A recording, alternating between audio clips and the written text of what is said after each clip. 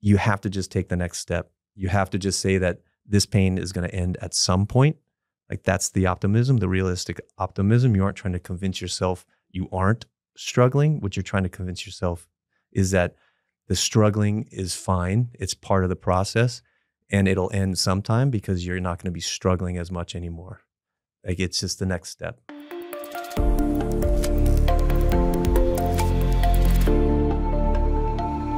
Okay, welcome back or welcome to the Finding Mastery podcast. I'm your host, Dr. Michael Gervais, by trade and training a high-performance psychologist. I am really excited to sit down with my dear friend, Pete Naschak, for this conversation. Pete served for 21 years as a Navy SEAL, where he held various operational and leadership positions and participated in military contingency operations around the world. Now, Pete has taken what he's learned as a leader of one of the most elite and high-performing military units and founded Performance Activation, a company specializing in leadership development, mission enhancement, team performance, and resilience training for top-tier companies, pro sport teams, and individuals.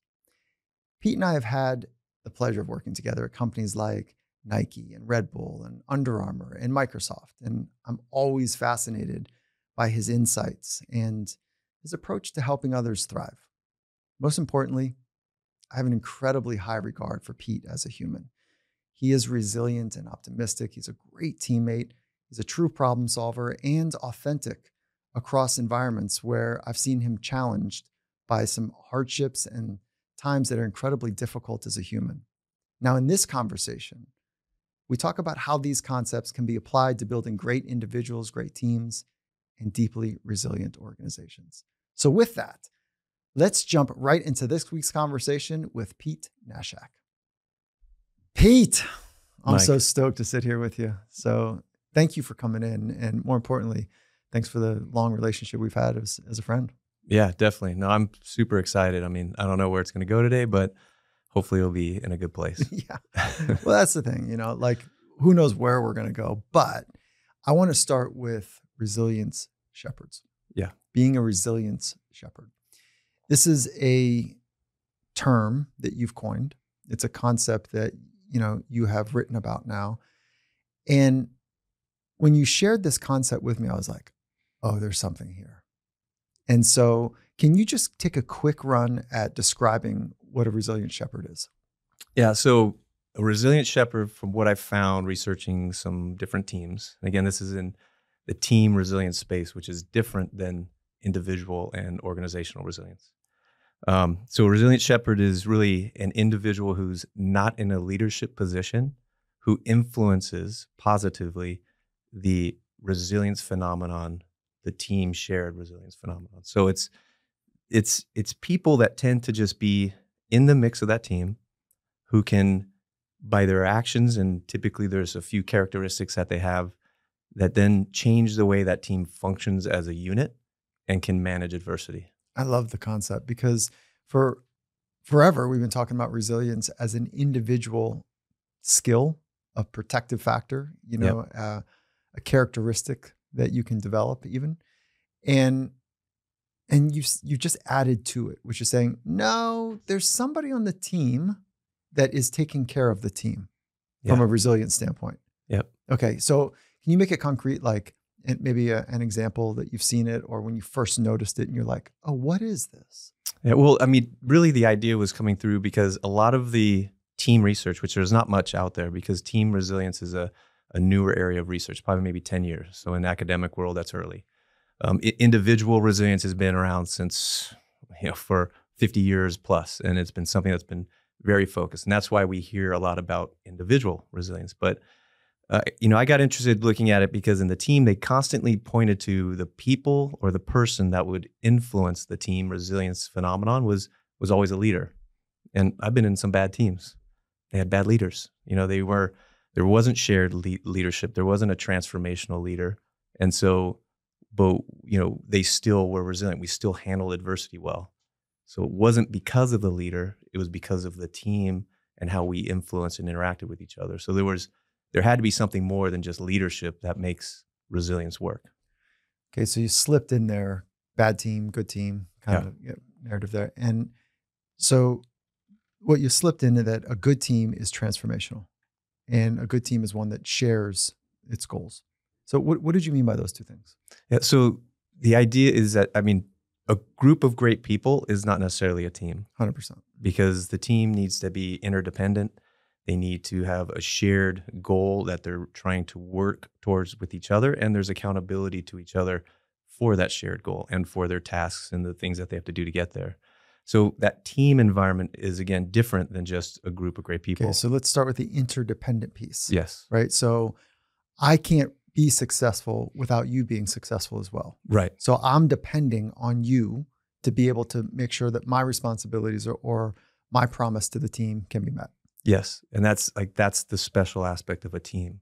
And so how that interdependence works is really important, because if you look at individual resilience, again, what we always hear about, having a network of people is hugely important. It's one of the best pieces of being resilient, is that you find that individuals that have a good network tend to do well through adversity. They have people to lean on, to look at, to get advice from. But when you make decisions for whatever goal you're trying to reach to get through adversity, they're on your own. They're your decisions. People are just giving you input. You make the decision. Okay, so wait, let me pause you there. So, because you're taking this in a really interesting way, is that, so we went from interdependence, Yep. okay, and then you say that part of resilience is being able to mobilize your community. Yes. Right? Okay, which I love that insight alone, which is that part of resilience is being able to roll with hard times, being able to put your foot in the ground and adjust, to advance yourself, not just get knocked back and come back to the same place, but actually to advance. Right? That's how I think about resilience. Yeah. Okay, cool. And again, because that's the way we look at it from an individual point of view as well. That positive outcome, which says you've been resilient, you've gone through adversity, you've faced adversity, and you have a positive outcome on the other side, means you've been resilient. And for individuals, we think of it as growth adaptation in some way. That's where all the research and that's where people have gone to. It's a really cool insight, though, that you're saying part of what allows that positive outcome to take place is that they've mobilized their external resources and they've mobilized a set of internal resources to be able to adjust or adapt to the adversity, the challenge, the situation. Absolutely, yeah. Yeah. So I think that we just want to make sure that, or I just want to make sure that that idea of mobilizing external and internal resources is at the foundation. And you're saying, yes, okay, but interdependence, will you take it a level deeper? Yep. Right? So it's not just me figuring it out and making a decision and adjusting, but a great team has an interdependence, which means your ability to adjust, your ability to mobilize your external and internal resources to the challenge that we're facing is going to directly impact, because we're interdependent on each other, my ability to do my job. Yep. And because this is a complex systems view of how we're functioning. So the lower level, say the individuals coming together, are then now influencing the group phenomenon. So it's the fact is you can have a team full of really resilient individuals. It doesn't mean you're going to have a resilient team. So that's one of the interesting aspects of team resilience, is that it's not an aggregate. It's not just let's add up everyone's resilience and say, okay, we're a +9 on the resilience scale because everyone's really resilient. It doesn't work that way, because in adversity, a resilient individual might be looking after their own needs, which are detrimental to the team's shared needs, which then that shared goal suffers because individual goals become more important. And that self-resilience that can be too strong in some cases and pull away from the team if it's not done in a way that is now supportive of the team's shared vision. I was working with a multinational, large firm, large business, over 200,000 employees, and they're kind of working through some adversity right now. And I didn't introduce your concept because you haven't given me permission to do it. Maybe now I can introduce it to them. But so one of the things that a person brought up, and he's a high earner, one of the highest earners. Yeah. And we're having this conversation about this particular team being matrixed and siloed, right? Like 2 or 3 people work together, another 2 or 3 people, and a third 2 or 3 people are working, separately.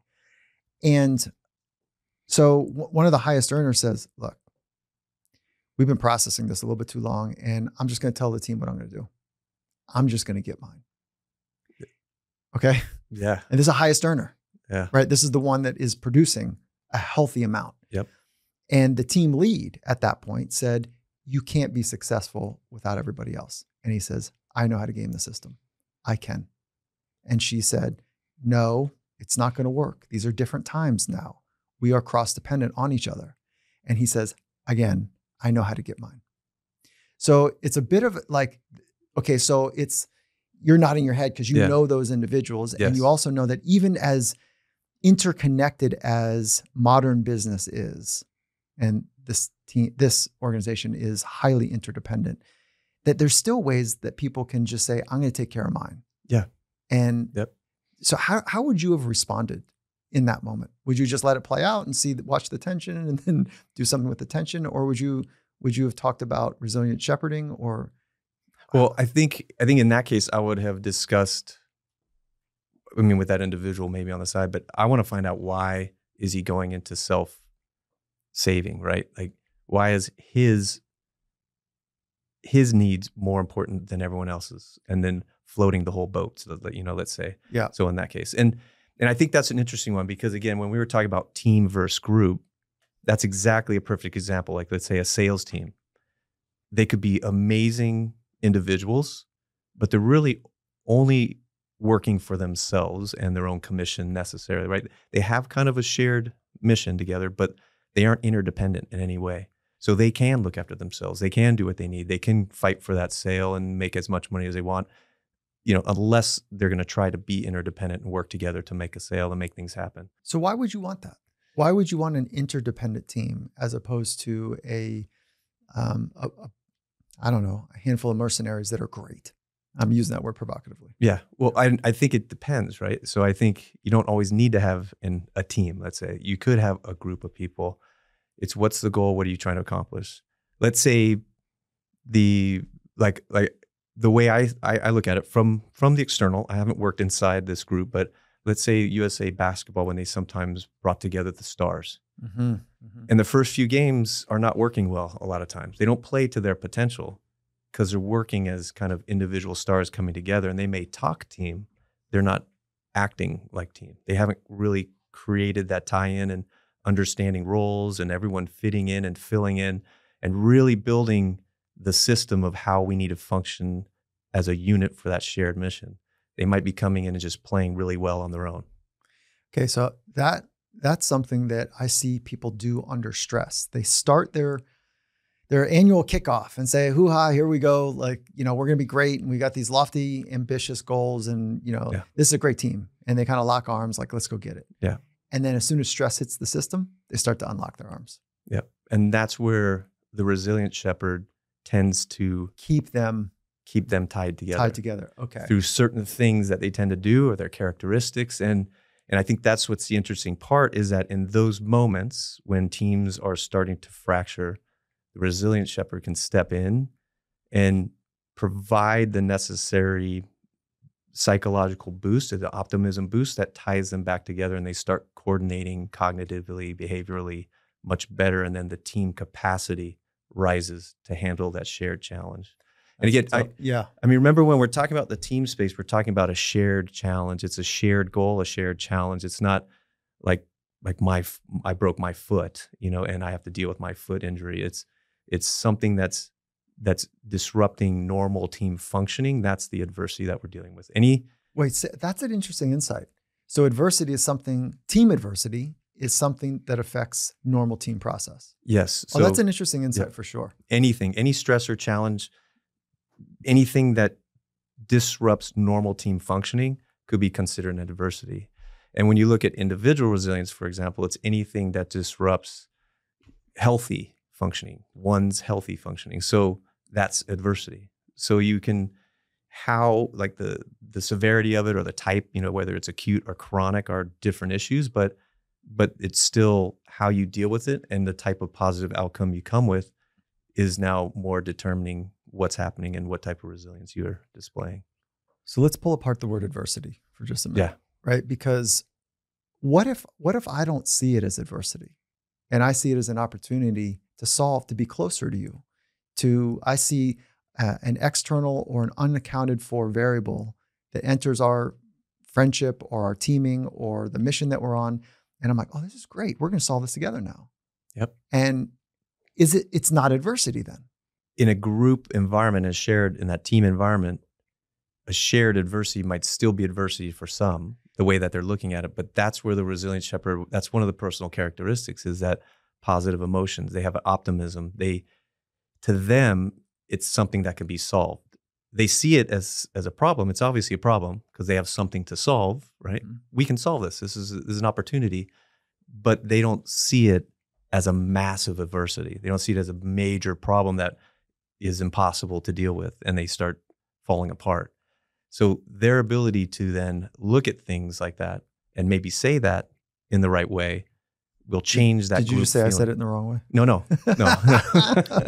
Yeah, right. Yeah, exactly. But so they're saying the right thing in the right way at the right time. Mm-hmm. That then everyone now feels a little bit better, and now they start problem solving. So they cognitively and behaviorally change as a group to now move forward as opposed to sit and panic. Okay. So part of a resilient shepherd is that they can see a situation and frame it as something that is not a threat, a dire threat, mm-hmm. but maybe it is a threat, but we're going to figure it out. Or maybe it's an opportunity, or they see it as a challenge as opposed to a threat. Right. A realistic optimism. And, another characteristic is this idea of emotional control, right? They know how to remain calm, not spin up or spin down or spin in any direction, just look at things and just stay level so they can start making the right decisions and not get caught up in too much emotion, right? Do you feel like you can control your emotions? Most of the time. I mean, not always. And I think when I was in the service, when I was in the SEAL teams, I was much better at it because it was a daily practice to control emotions, not get too spun up in any direction because mission had to be accomplished, right? And the more, I would say, emotional you get, whether highs or lows, too far in any direction, you're not thinking straight, you're not making the right decisions, and you're getting distracted. So, Yeah. So what ends up happening is when there's big emotions on board, we'll just use that as a kind of sloppy placeholder, is that there's a compromise to being able to think critically. Right. Right. So, and literally we can watch the blood flow patterns and we can watch how things work in the brain. And so, I'm more interested in harnessing and facilitating emotions than controlling and minimizing. When I think of control, I think of like, put it in a box, control it. And I actually don't, I've been at this a long time as you have. I don't think I can control them. I think I can harness and use them. Whereas at one point in my life, I was like subservient to them. I was in service of my emotions. And now I feel like I can work with them. Yes. No, and I agree totally. But I guess when I'm talking about emotional control, that was just a term that I used to explain what was happening. Yeah. But it is that they don't go in any particular direction too quickly, right? It's just a managed understanding. And part of that is that optimism that starts feeding in. Some of it's their personal resources, the mastery, their experience and what they've seen and the way that they approach problems just with hard work. And so those things tend to allow them to then not get spun up in the wrong direction and lose the critical thinking skill. Okay. So now they're thinking straight, or they're thinking of solutions rather than thinking of all the problems and all the negatives. So framing something as a opportunity versus a threat, something that is where you can see the optimism and you can build from it. And then the second component or third component I'm hearing is that that resilient shepherd is not lost in their emotions. Right. They're able to work with them and understand the emotions of others. Do you have any stories, that come to mind that like brilliantly illuminate your experience when you're like, that person was a resilient shepherd? Or one that I'm saying that because I know you're a resilient shepherd. I've known you long enough to know that. Maybe sometimes, maybe not all the time. Well, I've seen you operate that way on some of the projects we've done. And so, very clearly. So, okay, but like, What are some like? Can you make it tangible? Because we're up in our heads. Yeah. Let me give you a couple examples because I think these are interesting. It's like, so working with the team during COVID and sport or business? Sport. Okay. Yeah. Sorry. Yeah. So working with the sport team during COVID, and obviously there's a lot of issues with how teams are being held back. There was restrictions. There was things going on. It was, the Olympics were coming, maybe, like no one knew. And this is a summer team, and so they're fighting through all that, and with that stress, with all the problems with training and testing and all the issues that they were going through, there was a few individuals that literally started saying, I'm looking after myself. I'm here to do my own thing. And, I need to take care of my needs. And I'm about performance, and I don't give a crap about how you guys feel about it. Like his teammates. Pause here. Yep. What would you have done in the SEALs team? The SEAL team? If a member said that to one of the other members, or said it to you when you were guiding your team? So for me, because again, everyone's going to handle things differently, but I would have pulled that person aside and had a talk with them. And that's what I did with some of these teammates as well in this situation. Was I had a talk with them, and tried to get them to understand that what they're doing was causing problems for the team, and show them where it was happening. I don't care. Why would I care about them? They're blowing it. They're dead weight. This is sloppy. You know better than this. This is not high performance. And this shit has gone sideways. Yeah. And I'm telling you right now, I'm not drowning with the ship. Exactly. And that has happened, and that does happen. And there's only so much you can do. You can isolate, you can pull them out of the system so they don't cause more problems within that ecosystem, that team, right? You can, in the military, there's steps we can take that you can't take in the civilian world. A lot of times we have more control over how an individual acts. We can force them to do things like work the weekend or not go somewhere. There's punishments. We have coercive power, right? But and coercive power? Yeah, coercive or reward power, right? We have that as well. But what does that mean? So those are the power bases from French and Raven. Like basically you have like legitimate power. There's coercive power. So coercive means some type of punishment. There's something you can take away from someone in some way, right? Mm-hmm. Reward is something you can give them. They can gain, Mm-hmm. Legitimate is a position you hold that, like the military, if I'm senior, I have authority, rank. Mm-hmm. I can make decisions that affect your life and your career. So those are the different levers that you have to pull in that environment, which you don't always have in a lot of sport or civilian environments, mm-hmm. right? Mm-hmm. So it's different. So so in some of those, it's just really about, I think, understanding, trying to get people to realize the damage they're causing and appeal to that and get them to shift somehow. Do most people want to be a member, a great teammate on a team? Or do you think most people want to have a team in service of their needs, their goals? Yeah. Well, let me kind of throw that question back at you. What have you experienced in some teams? Whoa. What are we doing here? You think we just switch it all around here? Okay. Yeah. I think that there's an invisible limit that within teams that they operate in a way that other people are in service of their own goals. And so it's a bad teammate. A great teammate is one that is they're taking care of their own stuff, and they're doing it in such a way that they can help others be great. Yeah. And so I think when we're layered to this, that we're social beings first. Yes. And we're masquerading like individual agents, but we are social. Yeah. Like you look at our brain structure, you look at how we operate, the most primal thing we have is the fear of rejection. Yeah. It's super primal. And one of the great ways that people feel that they're flourishing in life is when they have a sense of belonging. So I think we're social first. And this whole make-believe world of business is, in many respects, modern excuses to work together. And unfortunately, most people don't like it. Most people don't like how they adult. And I think that's you don't relate. Yeah, you don't relate to that. I think you like your adult life.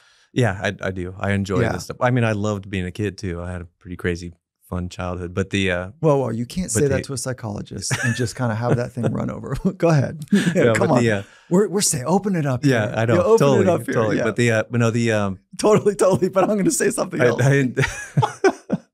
All right, yeah. No, I mean we've talked about my childhood before. Oh yeah. Yeah.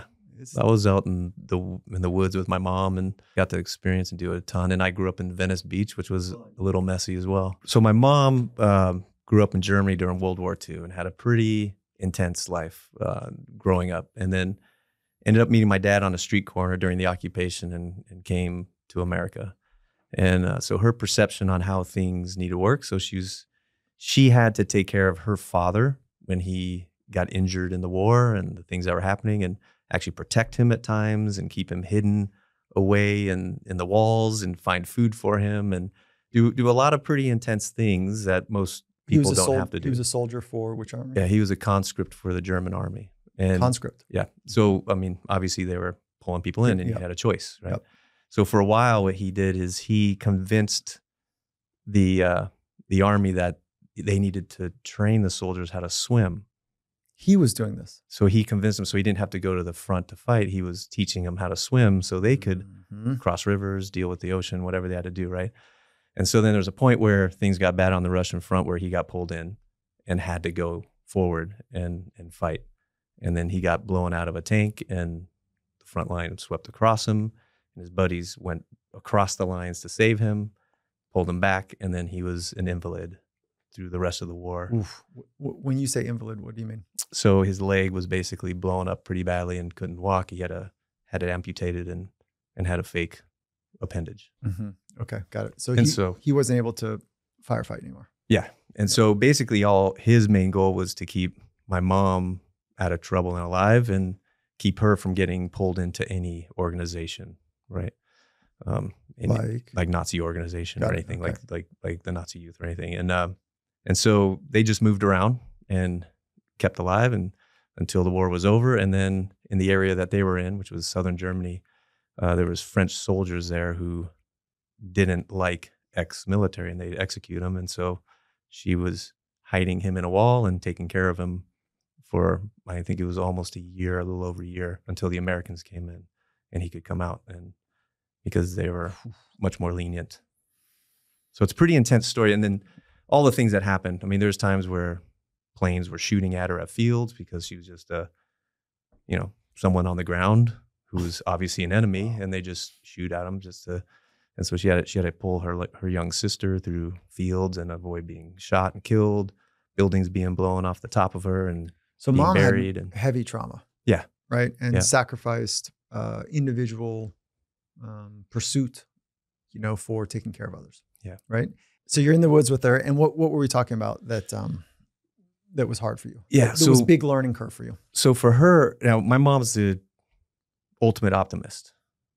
Extremely nice, super helpful, has always helped everyone in the world and supported them and did everything she could for them. And she would be, in my mind, someone that would be probably a resilient shepherd in a lot of ways, or at least the qualities of it. And so, but she liked to go to the wilderness. She liked to take us there. She felt that in general, the American systems and what she was seeing, kids were a little soft. They weren't like growing up with the right kind of resilience. And I mean, one of the things that she used to say to me is, as we got older, is that hardship breeds resilience. Like that was one of her phrases that she liked to use. Well, she was right on with the science, because part of the science of resilience is intimate cousin with hardiness, the science of hardiness, as you've obviously researched. So she was right. And the old kind of saying is like, you can't build resilience without going through some shit. Yeah. Totally. Right. And so, but there is a whole science to hardiness. Yes. And which is fascinating in many ways, the 3 C's, commitment, control, and challenge. And so I'll use those same 3 C's from the research and apply them to resilience. So if you want to be more resilient, control what you can control, see it as a challenge, and commit to your purpose or commit to seeing this challenge through. Yeah. So those 3 C's are a nice little model. It's been around a long time, but they were first born out of hardiness. And so your mom is spot on this idea, like you gotta suck it up here a little bit, Buttercup. Yep. I don't even know where that phrase comes from. I don't know either, but it's a good one. And that's kind of was her motto, her mindset. She took us out in the wilderness. One, she liked to do it. She wanted to do it. So we just came along for the ride and we had to deal with it. But snow, cross country skiing. I mean, I grew up in LA in Venice Beach, and I spent more time in the mountains and the snow than probably the actual beach sometimes. But yet always taking us in the mountains, making us hike, making us backpack, long miles, long days, and we would just deal with it. We just had to learn how to absorb and adapt and figure it out. And she had us cooking. She had me catching fish for dinner, and like we had to just make it work. And so, I mean, that wilderness environment and just doing that a lot is something that stuck with me. And I mean, that's what I do with some people now with performance activation, is doing those types of trips, because being in that element, being out of your norm and being forced to kind of learn and adapt to the unknown and deal with it is super valuable. So mom was helping you in many ways prepare by using Mother Nature to be able to deal with hard experiences. Yes. It's not lost on me that you were not only selected to be a SEAL, but you were actually leading Command Master Chief at the end. At the end, yeah. Yeah. So not to be cheesy by any means, but like from a mindset standpoint, from a psychological skills standpoint, from an approach to life standpoint, what are the things that to be a SEAL, to be a great operator in whatever you're doing, like what are some of those skills that you've found to be necessary to do well as a SEAL? And then also how they translate, the ones that translate into business. Yeah. I mean, that's such in a way, that's a loaded question, because I think it's the same things that it takes to do anything you want to do really passionately, right? Like if you really want to make something happen, it's the same steps, the same, I think, general pieces, right? Like there's the SEAL teams, getting into the SEAL teams, obviously the BUDS training is one of the hardest trainings in the world for a military. Oh, and SAS just came alive. Yeah, they did. They just came alive. Green Beret just came alive, didn't they? Yeah. They just said, what? Yeah, but I'm telling you, it's one of the hardest aspects about it is the water and the cold that you deal with. Constant water, constant wet, constant cold. You'll see people who are extremely competent athletes, very versed in wilderness. They've done a lot of other things, but the idea of water and cold and dealing with that and the way we have to deal with it will break people and they won't make it. Okay. So let me deconstruct what I hear relative to what I've seen in high performing sport and business, is that when the purpose is clear. Yeah. Okay. You got to check that one. Yeah. Right. Like you're going to wash out as soon as it gets really hard. You might be able to hang in for a little bit during adversity, but you're going to get deeply checked in this cold, adverse, wet environment that you are purposely manufacturing to see if they have the inner stuff to be able to manage through it. Yes. So the deepest anchor you can drop is purpose. Yeah. Okay. A second deep anchor based on where we've been is optimism. Yes. Okay. And if that's built on hardiness, you really got something. So there's like purpose, hardiness, and the ability, the mental skill to say, hold on, stay in it. I'm okay. Let's go. It's gonna open up here. Yep. We're okay. This is what it takes. Right. So there's that kind of triangle there. And then the thing that I think gets missed about elite sport as the translation of business, which I want to talk to you about in a minute, from SEALs, from operators and sport to business. I want to get that crosswalk together. The greatest athletes, the greatest teams purposely design their days to get right into the cold, wet adversity of the whole thing. They purposely design their days to publicly do that every day. So we don't see practice on Wednesday in the NFL. We don't see practice on Thursday. What we see, as from the fans' perspective, is we see Sunday. Yeah. But we miss that Monday, Tuesday's a day off, Wednesday, Thursday, Friday, and Saturday are purposely designed to get to that cold, wet that you're talking about. That really uncomfortable. Do I play it safe and small? Do I retreat? Or do I step into that place that's difficult? Yeah. But that's also an individual decision to go there and do that on a daily basis, right? Because you can pull back. And as you get really good in a sport or business or SEAL teams, you learn how to game the system and you can run at 80%. And it looks like you're doing 100. That's right. Right? Like, so that's the reality. And sometimes is that's survival, by the way. Yeah. Sometimes. Yeah. But it might be. But, yeah, because you're nursing something. Right. Yeah. And there might be reasons for that. But the reality is that in the SEAL teams, and that's what BUDS is doing a lot of times, is just trying to see who are the people dropping back into that zone, and then are they going to ramp back up into 100% and keep putting out? And I think it's, I mean, when you mentioned the idea of what it takes, right? That the exposure to something, so that purpose is there. You have a reason for doing something, and it could be a myriad of reasons, right? There's many reasons why people join the SEAL teams, but the reality is that they're joining the SEAL teams, and it's strong enough to carry them through the end. Most of the SEAL teams of making it to the actual team is just willpower. I mean, BUD/S training in the long run, it's simple in the fact that if you do what they say, if you do what the instructors say, they give you the standard, they give you what you're supposed to accomplish. And if you just knock it out and you suck up the pain and make it happen, you're good. And if you don't, you deal with the consequence, and then you go back and try again, and you make it happen the next time. So you adapt and you adjust quickly. And some of those pieces, like that adaptation is what's important in those moments, is how quickly can you keep adjusting to the adversity to overcome it and just get past it. I mean, there's days where you're in BUD/S training and SEAL training, or in any kind of adversity, or anyone who's doing something really hard or trying to do something that's really big that makes it hard, is that you have to just take the next step. You have to just say that this pain is going to end at some point. Like, that's the optimism, the realistic optimism. You aren't trying to convince yourself you aren't struggling. What you're trying to convince yourself is that the struggling is fine. It's part of the process, and it'll end sometime, because you're not going to be struggling as much anymore. Like, it's just the next step. Why do we have a suicide problem? People with high purpose, they've got hardiness about them, they've demonstrated it, and they've got the ability to see what could be good. Yeah. Why do we have so? I don't know. I mean, that's a huge question. That's one that we ask ourselves a lot. I mean, ex-military guys who we see things happening within the military ranks, Yeah. the veterans that commit suicide, or even active. And it is very confusing sometimes. I mean, I have random theories that I'm not a psychologist. I don't have a background in it, but some things I think right now, which is scary to me, is how sensitive I feel we're becoming just in societies around the world, but also our society.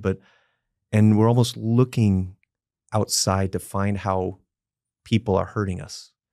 Like, we're looking for, how are we being hurt, disrespected, stepped on, crushed, and there's almost a sensitivity. And if you're thinking about that constantly and looking for how you're being abused in some way, then you're going to see it everywhere at some point. Wow. And so I feel like maybe there's something there that happens to some individuals. It could be a very small percentage, maybe a large percentage, but maybe they have high purpose, they have things going, they have the skills, they have the talent, but all they're seeing are roadblocks. All they're seeing is abuse coming from places, and they stop figuring out how to take that next step. They stop figuring out how to think, this is going to end at some point, and I'm going to be past it, and I'm going to have learned or adapted or figured out or changed direction. One of my favorite uncles committed suicide, and essentially it just got too hard for him. Like, yeah. I mean, it breaks my heart even talking about it now. And the wake of pain that is left behind is incredible as well. But think about the level of pain that people feel.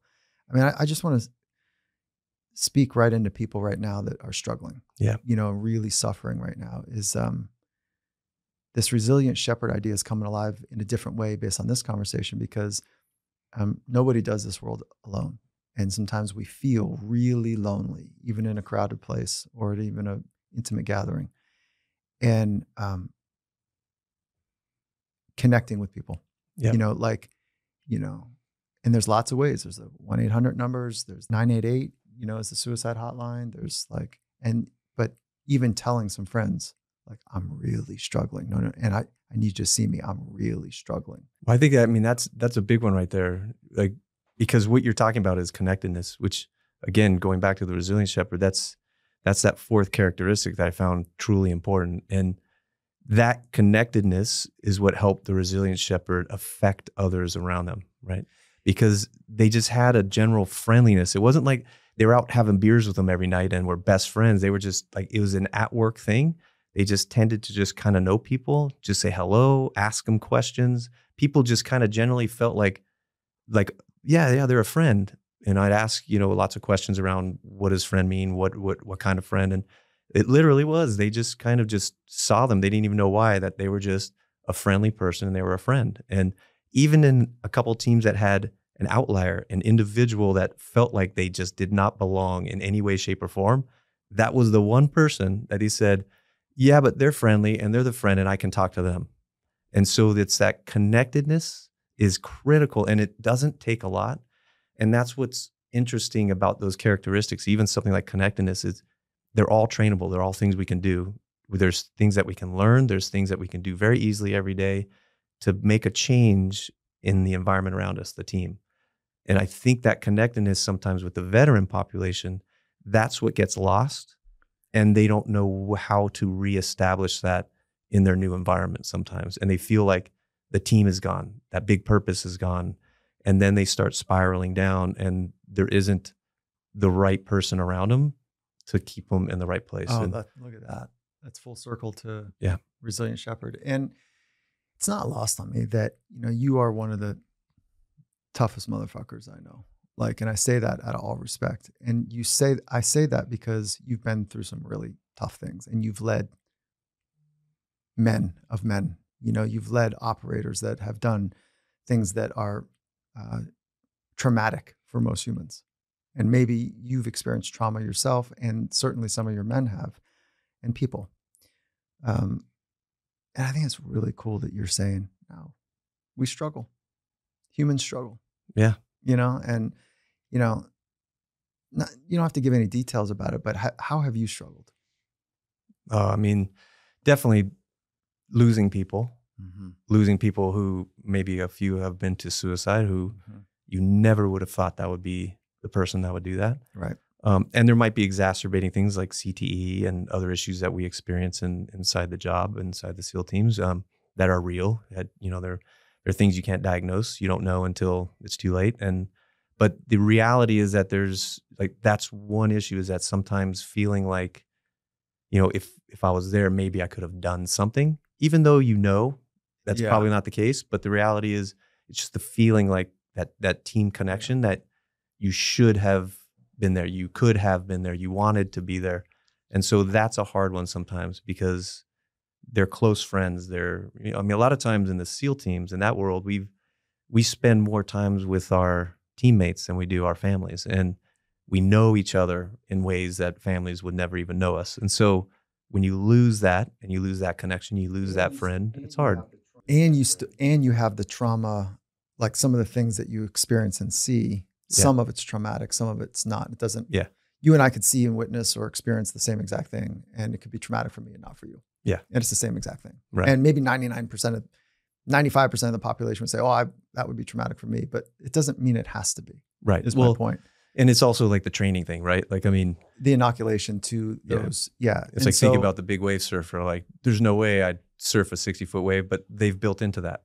Yeah. And they surf the 6-inch wave, 6-foot wave, 16-foot wave. And so for them, it's not traumatic. For me, it would be traumatic. But me too. Yeah. So why do you think it is that if I had just a handful of people to be in a foxhole, I would want you in the foxhole? I appreciate that. Yeah. So what do you think it is about you that I imagine I'm not the only person in your life that feels that way? I hope not. That'd be good if there was others. Yeah. Yeah. So what do you think it is about you that that brings that forward?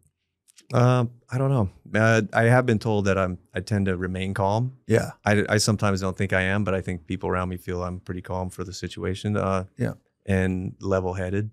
I think if I were to try to judge myself, I would say those are probably two of the things that I try to do the most, is this idea of consistency. I try to be consistent. I try not to be different people all over the place, like someone different with my family and someone different with my friends and someone different with my teammates. It's like, I'm pretty much the same person with everyone. The honesty is the same. The actions are basically the same. And I think in general, I can remain fairly calm, and I try to work on that and see if when things are going wrong, I try not to lose it. I think there's 3 things that you do really well. And just to sum this kind of deep trust up, Foxhole is about deep trust, Yeah. right? Yes. Your ability is you've got a range of experiences, and this is for everyone that's trying to build trust for other people or in a team. So your logic and ability, you've got range there, and so check the box on ability and logic as one variable, meaning it makes sense, the choices you make, and you've got the skills to back it up. And the range piece is that you've got lots of reference points to be able to, for me to go, yeah, I bet he's seen a lot. I bet he knows a lot. And his logic seems to make sense to me right now. And I bet he's got the ability to back it up. Okay. So that's one vertical. The second is benevolence, is that you have a way about you where you're like, I'm not in it just for me, dude. I see you too, Mike.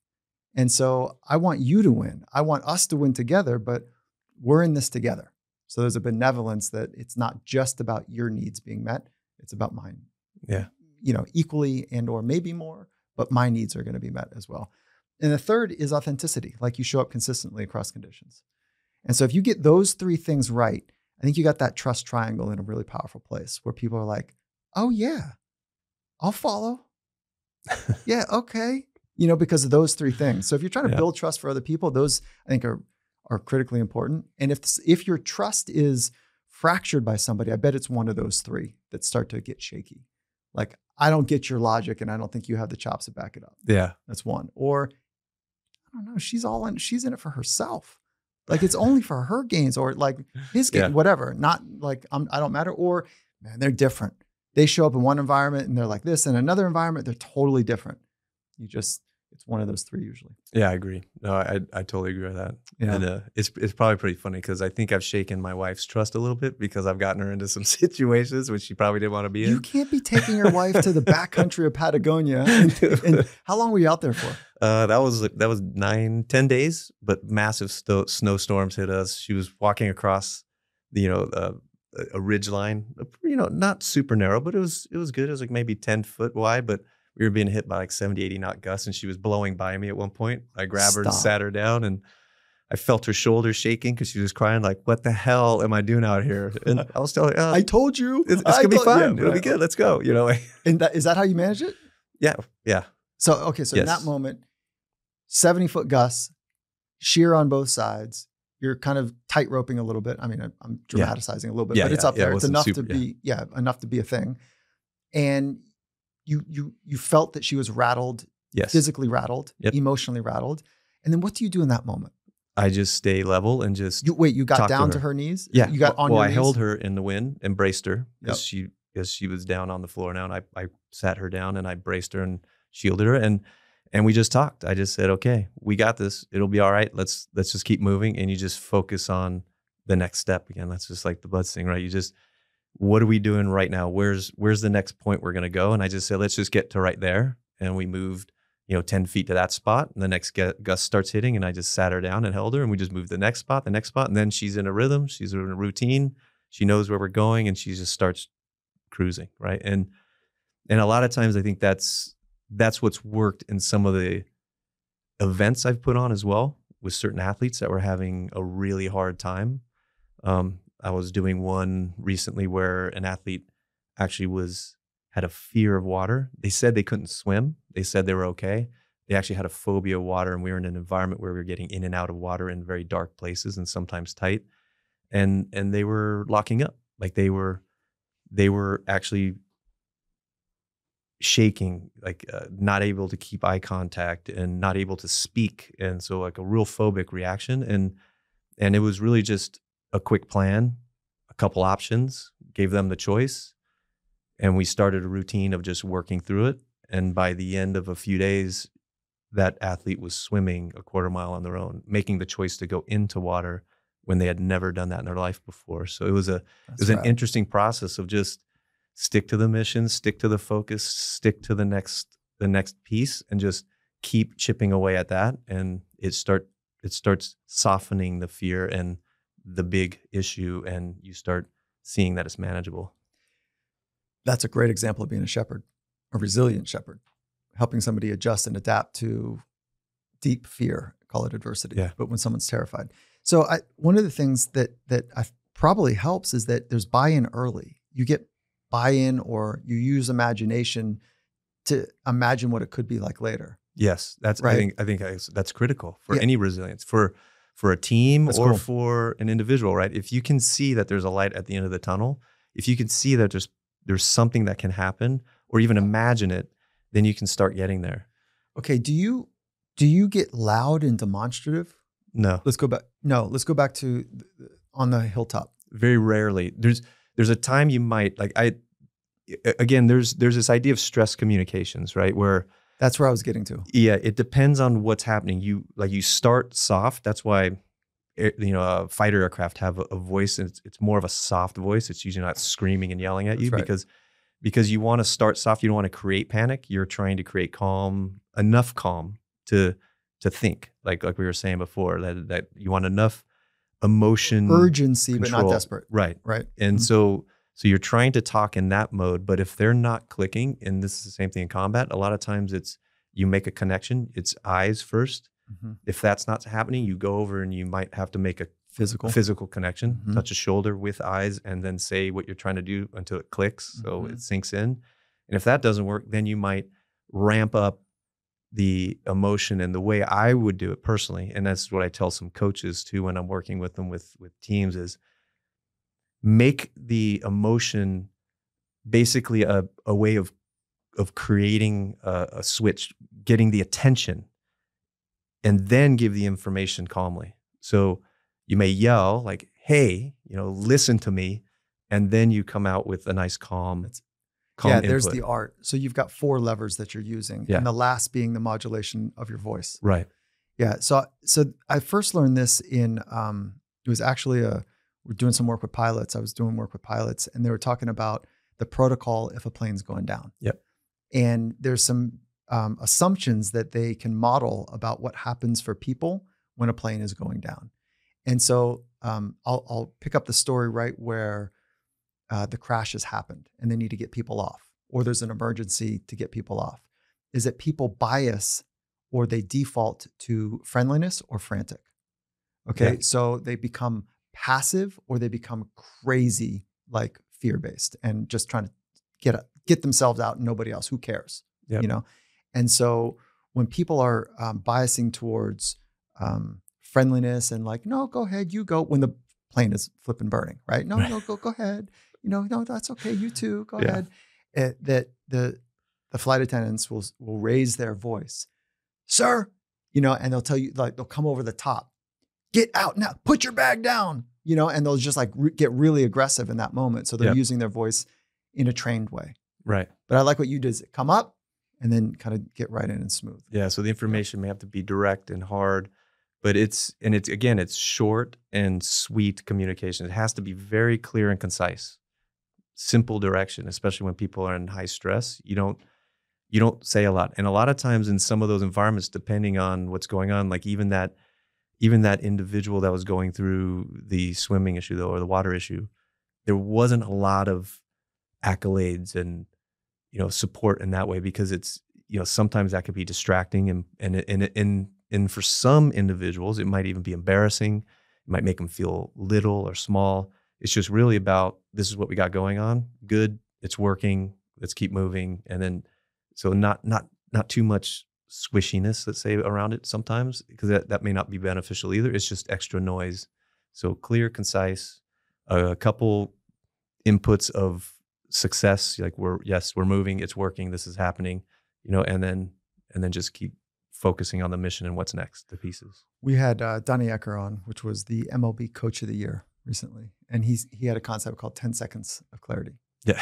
And so, like that. 10 seconds to make, to get really clear. When I was doing a bunch of work in MMA and heavyweight boxing and MMA fighting, is that between rounds there's 60 seconds. Yep. And so I would have scripted with the athlete and myself in the corner, we do go 20, 20, 20. So the first 20 seconds, there's no information. It was just breathing. It was down regulation. Yep. So that first 20 is just that. The second 20 is gathering information. And the third 20, so now we're asking him, what'd you see, what'd you feel, what'd you experience? right? Which was a question mark for some coaches. Like, do we really want to? We just got to tell them. So there was a call that the coach would make, either turn that 20 seconds off or not. And if you value the information that the doer is experiencing, then you're going to ask. And I think that's mastery. Yeah. As part of coaching. And then the last 20 was clear directive, right? And so it was like, it wasn't not an alpha thing, but it was a very clear external voice about this is what we're going to go do. This is what you're going to go do. Yeah. Mission. This is the one thing you need to correct. Yeah. It's a focus. It makes it simple for them to know to go out and handle that one thing, and the mission will get better. That's awesome. When you're out as an operator, or when you were out as an operator, and you're in a hostile territory or you're in some mission strike and you're with people that you really know, these are your teammates. How much communication during operations would take place? A lot. So how would you communicate? We communicate, again, it depends on the situation. There's a lot of variables going on, but if you can, you're communicating by voice. We use hand signals. We know each other, hopefully enough. We've done so much with each other. We can just watch each other's bodies and facial expressions, and we know a lot there. We just understand what's happening by movements and how they're moving and what they're doing. And then there's radio. There's a lot of options, but usually everything has got a couple layers. So when you're communicating, this is an interesting thing in sport that when I've been working with a lot of the teams and the coaches and some of these groups, is trying to get this idea of communication across, because a lot of it is not as clean, as concise as it can be, and it's not necessarily backed up. So let's say on a rugby pitch, their information may be coming in from the coach, but only makes it to one or two guys deep because they're not spreading it across the field. Or they may be yelling it and someone's not really hearing it because they're not trained to listen for certain things, or they're not training themselves to listen for it, to really say, like, I hear that, I react to it. And there's no hand signal or something else that's like saying, this is now something I can not only hear, or I know something's going on, it catches my attention, but I see a hand signal, now I can do something. So there probably are ways that certain sports could benefit from that part of the military, is that this idea of backing up communications with something else, right? For the worst case scenario, because if guns are going off and all this stuff, you could yell as much as you want, you're probably not going to hear anything. So you yell and you're giving hand signals, and people are looking for both those things, or looking for the hand signals and they're listening for commands, and we react off of that. I was working with one team, world class, one at the highest level, and it was crazy on the radios. Crazy. Too much. And it was great for the head coach. So the way the head coach would process things is, more information, the better. I'll get to the signal. Terrible for everybody else, because the chatter was incredible. So it's a dilemma. Like, what is the right model in that scenario? Is like, help the head coach who's going to make the calls, be in his best scenario, right? More information, more information, more information. And again, I'll gate out the noise, and then what would happen is, what people would say, no, this is signal, meaning this is important. They would get louder and louder and louder. Yeah. And he's ignoring and gating it out, or saying, no, no, no. But everybody else was like, I don't know. I've had 2 dogs. I think you'll appreciate this. And this is like in my 20s. And one was a Shepherd. Oh, that's funny. Yeah, how about that? And then you're not going to like how the story goes, though. This theme just keeps rolling in. Right, I know. And the other was a golden retriever. And the golden is exactly what you would imagine. Kind of just kind of cruising. This was a evening walk. I lived a couple blocks from the beach, and every night I'd take the 2 dogs out. And the Shepherd's kind of like got a thing. Like, she was like, I don't know, like looking like a hunter type of shepherd, right? And like really on high alert. And the golden's like, do. And when another dog would come around, the shepherd would get pissed and like, stay back. Like, this is my guy. This is my little tribe here. And so there's a lot of psychology in here, probably about me, that, and so the shepherd would get really pissed. And so it would be loud and aggressive towards the other dog. And when that dog would leave, it would turn on the golden. Yeah. And the golden's like, what the fuck? Like, we're just chilling. What are we doing? We're going to the beach. And the shepherd would just like, hair up, crazy. Like, now I got to break my 2 dogs up. This was almost every night occurrence. And so the long story to get to a short point is that the coaches on this team that I'm referring to, they were like the two dogs turning on each other. And then me, I guess, as the head coach of those two was like, oh, okay, I see what's going on. No problem. But it was just, it was a weird scenario. How would you have adjusted if you were part of that team? Yeah, well, we actually adjust all the time like that because it can happen. As a SEALs operator or as a... In the SEAL teams, we would adjust all the time like that because there are times where people start using too much communication on radios, let's say, for example, because if it's too much, then when there's really an emergent issue coming out, then they're blocked because they can't get through. They can't get that information through. So it's really about need to know information. It's what's critical for something to happen. It's short and concise. Like I said, our calls and stuff are usually very clean, very simple, very calm. Get the information out and it's done. And you only send the information if it's needed. You don't just send lots of stuff. Yeah, there you go. And there is when it comes to radios, there is a thing that people like to do, and you see it a lot. They just start like talking on them a lot and throwing out stuff and making jokes and doing stuff and just saying things and talking for a really long time on it and explaining these big, large concepts. It's like, get it in your head exactly what needs to be said, and then you come on the radio and you knock it out and you get off because someone else may need it for something more important. And that mentality, I think, is important in some communications. Business meetings are, this is what they don't do well a lot of times. They'll talk around circles for hours and never get to the actual point of the meeting, right? And then everyone's gone and the meeting never accomplishes anything because there isn't a concise way of approaching, of laying something on the table and dealing with it. People are often afraid to be the one that is calling somebody else out. Yes. And making it too personal. Right.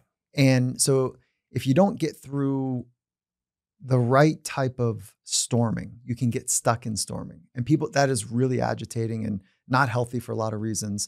But if you know how to storm, you know how to confront, you address a situation and you move through it with speed. Yeah. But not confronting or getting stuck in confrontation is problematic. Yeah. But that's the psychological safety aspect, right? That we're talking about is people have to have comfort and the ability to just bring up an issue, bring it up very cleanly and simply and bluntly, and the team not take it all personal and start attacking and start defending. And basically we're bringing up something that needs to be solved and everyone can look at it as something to be solved. How do you get ahead of that with teams? What do you do to get ahead of it? The biggest one is having hard conversations, bringing stuff up, getting past a lot of those things that are sitting in the background, get them out of the way.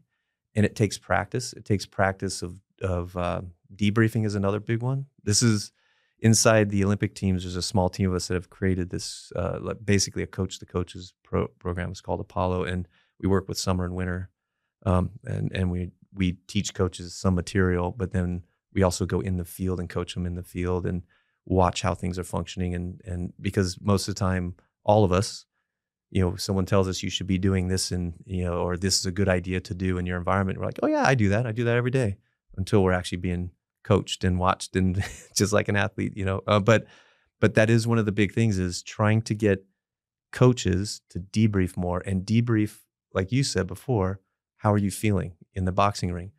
What are you seeing? Because if you as a coach can't make the connections on what's happening with them in the moment, they may not be seeing or feeling the right things, or you may not be seeing the right things. So you got to, tie those two things together, create that linkage so you can know how to coach the next step. So when you do a debrief, are there two debriefs that you do, like a hot wash and a longer debrief? Is it always just one debrief? Basically that it's so debriefing obviously in the SEAL teams, or maybe not obviously, but debriefing in the SEAL teams is critical. It's probably one of the most important things we do. I mean, we may have a mission. We come back, we actually get our team gear ready to go again because we could get called right back out for some reason. So our mission gear is ready to go again. Then we go in and have a debrief. Then we go have food, sleep, showers, take care of ourselves. So the individual comes after team needs and the debrief, which is team learning. Then me as an individual, my needs come last, right? And it's critical because debriefing then is a short mission, big rocks, like what are the big things that would have changed this mission, made it better, made it worse? Like what are the things we need to remember? Like what did we do really well and what didn't go so well? And this isn't 1,000 things and every little detail. It's really like, what are the 1, 2, or 3 things that would have changed drastically the environment? And sometimes you're talking about, if you're on a true high performing team, you're saying, hey guys, I got lucky. Yeah. Or hey everyone, Yep. I got really lucky. So how do we do it again? Yeah, right. Like That's the part that you're like, hey, we got lucky with this, but is that something we need to do? Yeah. Yeah. And so that's awesome. So we do, like today after this podcast, me and my team will do a hot wash. Yep. And we'll hot wash on how we did on our prep, what went well, what we want to work on. And it's those 2 things, you know. And would you add anything to that? What do you want to work on? Yeah. And we'll really like, what's the most important lesson to learn? Like, what are you taking forward? Okay, like, what are you doing with that?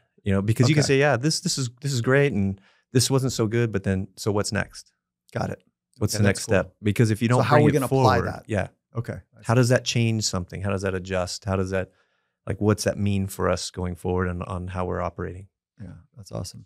So really quickly, thank you for your insight and your time. And I know I want to honor your time, but I could spend a long time talking shop here with you. The crosswalk between SEALs and or sport, because you've gone from SEALs to sport and helping coaches and athletes, and just be clear, it's elite level on both of those. And then where are you finding the crosswalk into business falls down or is muddled? And where's that crosswalk interestingly stand up? Yeah. Well, I think to me, this idea of that performance piece is, it matters everywhere, but I'm real careful on trying to go anywhere, sport or anywhere, and say that this is the way the SEAL teams work. You should do it this way. Yeah, because 100%. it's a very different mission. It's a different need. I mean, just getting into the SEAL teams is a whole different process than being hired, or even in most sports, right? Like it's just not going to be the same. So, it always sounds good, it sounds cool, but the reality is some things just can't happen the same way. So it's really more valuable for perspective, saying that if things can happen a certain way in this environment, then we know you can find your solutions in your environment. So it's more about helping the same way that, so I would say it's more about helping teams and businesses, corporations. It's giving them information and then helping them understand how to adapt it for their environment, helping them understand that they have the solutions there.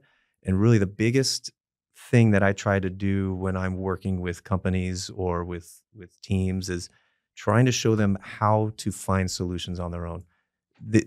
Consultants are sometimes trying to build a business model of being there forever and, maintaining a good income stream. And I kind of have a really crappy business model where I try to get them to not need me as fast as possible, right? Like, you can do this on your own. Let's teach you some ways of getting there. And then I'll see you later. And if you need me, sure, call me. But let's see if you can just build the capacity and the capability to be your own resilient team and just manage this on your own, because it's there. It's just sometimes the breakdown of the connectedness and the communication, like that's what's holding us back. Okay. How important is mindset in life? I think it's critical. I mean, when I have my bad days, it's probably because my mindset's off that day. I came into it with the wrong approach, the wrong thing bouncing around in my skull. So, and then how do you help people? Like, where do you start with people because you understand psychology well? Like, how do you help people with enhancing or building their mindset? I think really it's just, I personally, so again, you're asking me how I help them somehow, but yeah, I'm really just trying to figure out what they need, what they feel like they need. I create a relationship with them. I try to understand what's going on there. And then I just try to find outside perspectives and solutions that'll help them see things differently in their own world. And again, but I am okay with laying it on the table and telling them, I think this is wrong and this is right, or I think these things are wrong for these reasons, and ask them to try to tell me why it's wrong that I'm saying that. But I think the idea is that you have to sometimes help people with solutions, because that's why they are asking for help sometimes. They have probably gone through their head and tried to figure it out on their own, and you can't just like sit back and try to let them find it out completely on their own. So I kind of mix around depending on what we're doing and who I'm working with on what they actually need. Sometimes it's just the right questions, and sometimes it might be a couple blunt answers. Take a few minutes to talk about Synaptic. This is a company that you co-founded. And so this is a project that I watched you build this for the last decade, let's call it. Yeah, it has been 10 years actually. We just had the anniversary. Yeah, and so it's awesome. I used it up at the Seattle Seahawks, and so just take a quick moment to talk about Synaptic. Simple. If your camera lenses are foggy, then the only thing you can do is do surgery or something, or LASIK, or get glasses to make them better. They're just weaker. Yeah. So the hardware, let's call it hardware, which may not be the exact term that some optometrists and ophthalmologists will use, but let's say the hardware, your eyeball is got a problem, then you need corrective lenses, or you need LASIK, or that's the only way you're going to solve that, or contact lenses, right? What we are working on is how your system, your vision system, the brain, is processing the information it is getting. So whether you wear glasses or not wear glasses, you have great vision or not great vision, then that's what we're helping you, is to work with that information better. I saw it work in sport really well. Yeah, definitely. Can you make a case for folks that are not in sport to training their eyes as a 40-year-old, 30-year-old? Absolutely. We're actually, there's a lot of work in the medical realm for rehabilitation, but there's also, we're seeing it having high value in dementia. We're seeing it with Parkinson's, with stroke, concussion recovery, physical therapy. Some of our devices are used there, because what we're doing is we're training the sensory system a lot of times. So sometimes when we're using some of our tools, it's reweighting from your eyes to proprioception and other senses to help you manage yourself in the world. So anyone can benefit from vision training and also sensory training, because it's making your balance, your movement, your ability to process information. So what you're seeing gets processed faster and more clearly and more accurately. So your eye-hand coordination. It's been a couple of years since I've done anything in Synaptic. I got to up my game. And you've also got strobes. Yes, and the strobes are a great lights. tool. Yeah, they're awesome. Okay. Yeah. So the strobes, what we'll do is I'll talk to our people and we'll put a special on, because the strobes is like a very easy tool that anyone can use, and it's basically resistance training for your vision system. So you get a little finding mastery, little love here. A little benefit. Okay. Yeah. Right, cool. We'll do some kind of discount that they can get on your site. That's what's up. Okay. Thank you. I cherish the time that we have outside of when the mics are on, and this felt awesome to be able to share this with our community. So thank you for investing. And where can people are going to have questions, and where can they find you? Where do you want to point them to? So there's performanceactivation.com. That's my consulting business. And that's where I do a lot of the performance work, and I've done product development stuff and worked with a lot of good organizations through that. And then there's also synaptic.com, that's the vision and sensory. But those are the two best places to reach out and talk and get in conversation. Performance activation for you. Performance Synaptic activation for me. Like if you're looking for vision training. So, and you can get everything from performanceactivation.com. Yes. Awesome. Pete, appreciate you. Love that you're in this world. Too. You make it a better place. And thank you for being a resilient shepherd to so many. I appreciate our friendship. I appreciate that, man. Oh, it's great to see you, Mike. It's always fun to sit down, and I mean, this time it's just with microphones, but in the past, it's always just always a good time. Appreciate you. Yeah, you too.